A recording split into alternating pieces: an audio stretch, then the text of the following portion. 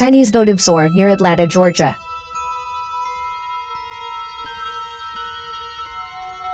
When ancient artifacts make their way across continents, their discovery can occasionally suggest cross-cultural exchanges that far predate those previously known to historians and anthropologists. Several such out-of-place artifacts, found far from their origins, appear to have originated in ancient China. In July 2014, north of Atlanta, Georgia, a jade sword was discovered, partially exposed by a small stream and obscured by roots, jutting out of the earth about 2 meters below the bank. Its hiding place had apparently been eroded away, thus disturbing the artifact, which seemed to have remained untouched for many years, perhaps even millennia. The jade votive sword measures almost 30 centimeters in length and 6 centimeters in width at the handle, weighing nearly half a kilogram. It became immediately apparent, partly due to the intricate carvings and motifs, that American hands did not craft this artifact.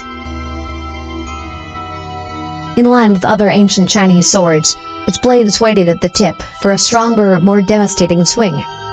It's also adorned with images consistent with Chinese culture, including a silkworm, a dragon, and a feather crown. Initial investigations determined the sword to be made from the mineral lizardite, and it was likely a one-of-a-kind production. Surface features indicate that it's extremely old, and a small section is made from an unidentified material. The votive sword has not yet been accurately dated. However, according to the initial paper published on its discovery, quote, the dragon and silkworm motif would date the sword to the Qin period, making it thousands of years old. The presence of the Chinese votive sword in Georgia further supports theories of pre-Columbian contact with the Americas, and suggests that wide-reaching intercontinental trade may have occurred much earlier than previously thought. It is hoped that further investigative analyses will indicate the origin of the lizardite, but it is likely that we will never know the whole story behind how this unique artifact came to be embedded in a bank of mud so far from its home.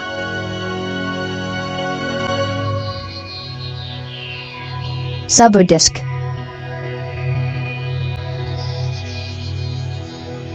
One of the world's oldest out-of-place artifacts is the Sabu disc, believed to originate from ancient Egypt's first dynasty around 3000 BC.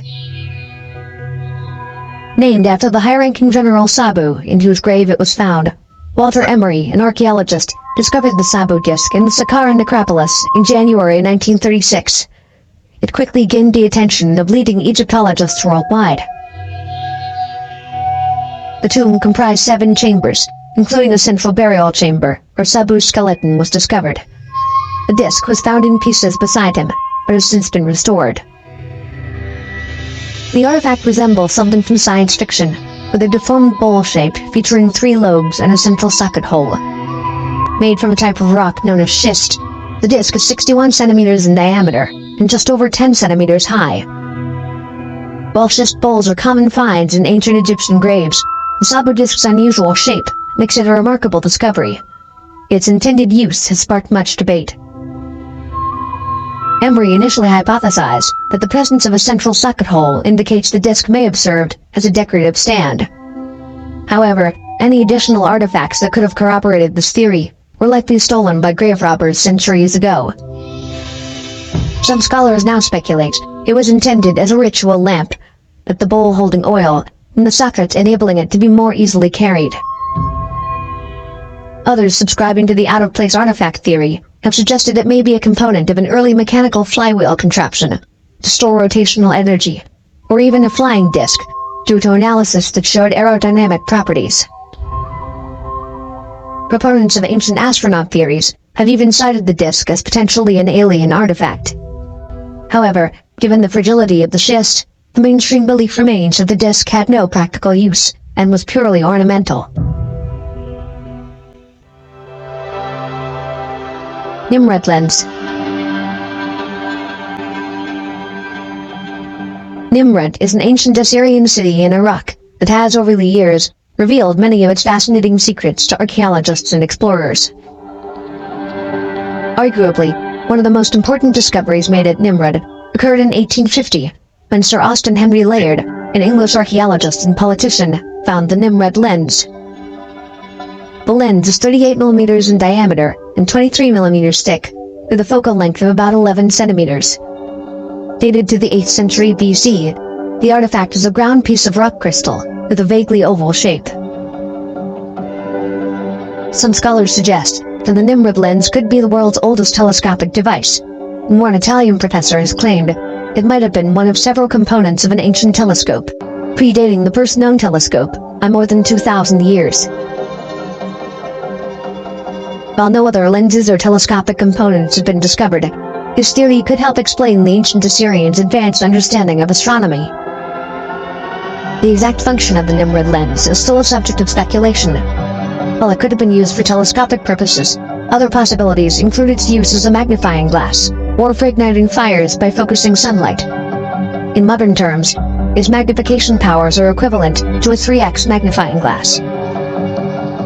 Supporting the theory of intentional design for practical use, an even older lens-like object is mentioned in the Epic of Gilgamesh, an ancient text written around 2000 BC. This text alludes to a sacred glass used for lighting ceremonial fires, suggesting a long history of optical technology. Despite its potential for practical uses, the British Museum, where the Nimrod lens is kept on display, states, quote, "There is no evidence that the Assyrians used lenses, either for magnification or for making fire, and it is much more likely that this is a piece of inlay, perhaps for furniture."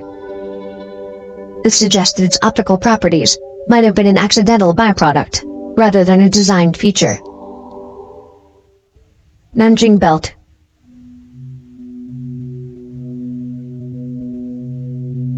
The Nanjing Belt is a highly unusual artifact that, due to its composition, appears to challenge previous historical understandings of alloy production. In 1952, during the excavation of a site intended for a middle school sports field in Yixing City, China, a worker's spade broke through the ground into a cavernous tomb, revealing the Nanjing Belt.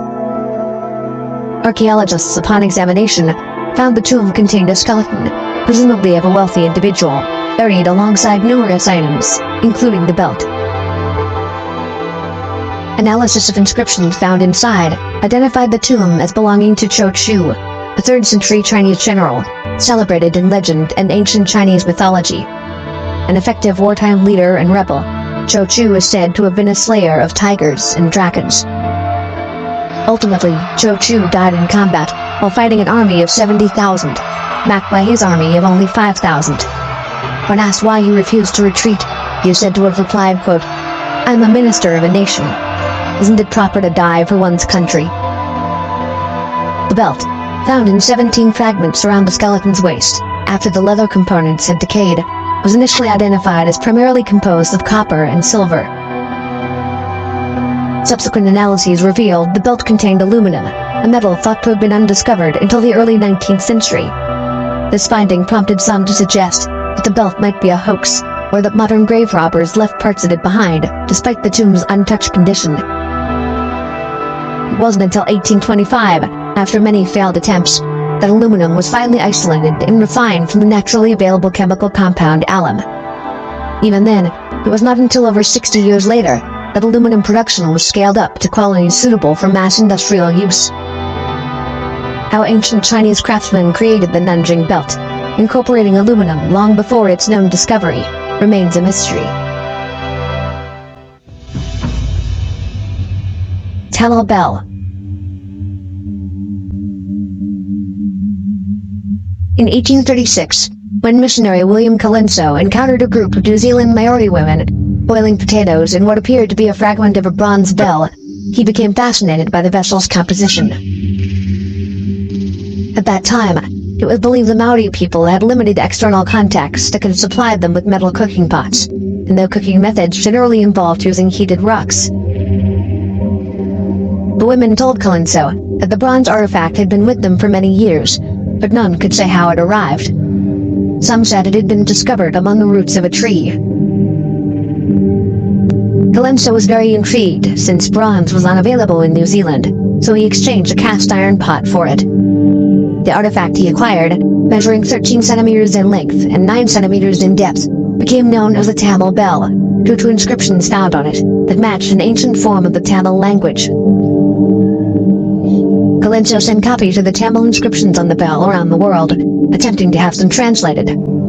Months later, he received a reply revealing the bell's original purpose. The translation read, quote, "Bell of the ship of Mohideen Baksh." The bell likely originated from a Muslim merchant ship, although historical records indicate these ships did not sail further than Indonesia, and no evidence exists of a Tamil colony in New Zealand, leaving its presence there a puzzle. Various explanations have been proposed, including the possibility of the bell drifting from the Indian Ocean on an abandoned ghost ship to the New Zealand Ghost, being brought and traded by the descendants of marooned Spanish sailors from French Polynesia, or carried by a lost Portuguese trading ship.